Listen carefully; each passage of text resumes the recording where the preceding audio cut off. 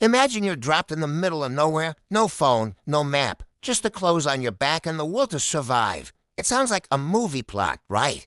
But what if it wasn't? From the scorching heat of the desert to the biting cold of the Arctic, our planet is full of extreme environments. Could you make it back to civilization? Today, we're diving deep into the essential skills that could save your life when you're pushed to the absolute limit. This isn't just about theory. It's about practical, life-saving knowledge. The first 72 hours are the most critical in any survival situation. Your actions during this window will dramatically increase or decrease your chances of rescue. So what's the first thing you should do? It's not building a shelter or finding food. It's stopping. That's right, stop. Take a deep breath. Fight the panic. Your brain is your most important survival tool, but it's useless if you're panicking. Use the acronym STOP. Stop, think, observe, and plan.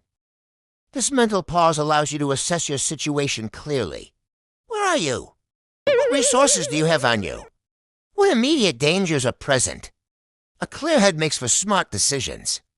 Once you've calmed down and assessed your surroundings, your priorities fall into what survivors call the rule of threes. You can generally survive for 3 minutes without air, 3 hours without shelter in extreme conditions, 3 days without water, and 3 weeks without food. This rule dictates your entire plan. Notice what's first after air, shelter, exposure to the elements, whether it's hypothermia from cold or heat stroke from sun, is your most immediate threat. Let's talk about building that shelter. It doesn't need to be a fancy log cabin. Its only job is to protect you from the wind, rain, sun, or snow. In a forest, a simple lean-to is incredibly effective. Find a fallen log or a large rock wall. Lean sturdy branches against it, creating a framework. Then weave smaller, leafy branches and debris through the frame to create a wall. Pile leaves, pine needles, and moss on top and inside for insulation. The goal is to create a small, tight space that traps your body heat. Remember, smaller is warmer. In a desert, shade is your shelter. Look for rock overhangs or caves if there's nothing. You might need to dig a trench to get below the hot surface of the sand and create shade with a piece of clothing. And with a basic shelter established, your next priority is water. Dehydration can incapacitate you faster than you think, affecting your judgment and physical ability. Never assume that clear, running water is safe to drink. It can be full of invisible bacteria and parasites. Your best bet is to boil it. If you have a metal container, this is straightforward. If not, you'll need to get creative. You can use a wide leaf or a piece of bark as a makeshift container, but you can't put that directly in a fire. The trick is to find rocks, heat them in a fire until they're glowing hot, and then use a stick to drop them into your water container. The heat from the rocks will bring the water to a rolling boil, purifying it. Another method is collecting morning dew by wiping it off plants with an absorbent cloth and wringing it out. Now for fire. Fire is a game changer. It provides warmth, purifies water, cooks food, deters predators, and serves as a rescue signal. It's a huge psychological boost.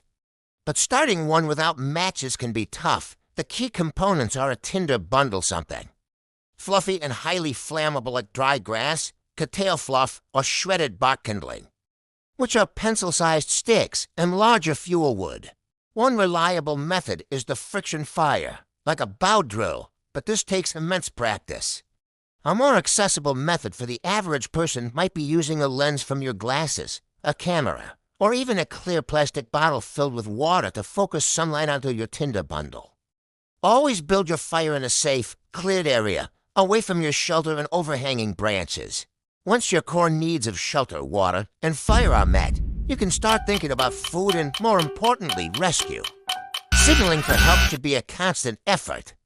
The universal signal for distress is a series of three whistle blasts, 3 fires in a triangle, 3 large piles of rocks. Create signals that contrast with the environment. On a green hillside, use brightly colored clothing or bare earth. On a sandy beach, use dark seaweed or logs. A signal mirror or any reflective object can flash a signal to a plane miles away. creating a large X or SOS on the ground is also highly effective. When it comes to finding food, you need to be cautious. Many plants are poisonous. A good rule of thumb is, if you don't know what it is with 100% certainty, do not eat it. Your energy is better spent on creating signals and improving your camp than on foraging for unknown plants. Insects, like ants and grasshoppers, are often a safer bet and a great source of protein. Just make sure to cook them first. Setting simple traps or snares for small game can also be effective, but again, this requires skill and energy you may not have. For most short-term survival scenarios, focusing on water and rescue is a much better use of your limited energy than actively hunting. The psychological aspect of survival cannot be overstated. Loneliness, fear, and hopelessness are as dangerous as any physical threat. Keep your mind busy. Give yourself tasks, improve your shelter, gather more firewood, maintain your signals. Celebrate small victories, finding a dry piece of wood, purifying a cup of water. These are huge wins. Maintain a positive mental attitude. Believe that you will be rescued. That belief, that will to live, is the fuel that will keep you going when everything else seems lost. Never, ever give up. So, while we hope you never have to use these skills, understanding the principles of survival, staying calm, prioritizing your needs with the rule of threes, and actively working toward rescue can turn a potential disaster into a story of survival. It's about working with nature, not against it, and harnessing the power of your own resilience. Thank you so much for joining me on this journey into the wild. I hope you found this information valuable. If you did, please hit that like button, subscribe to the channel, and ring the bell so you don't miss our next adventure. Stay safe, stay prepared, and we'll see you in the next video.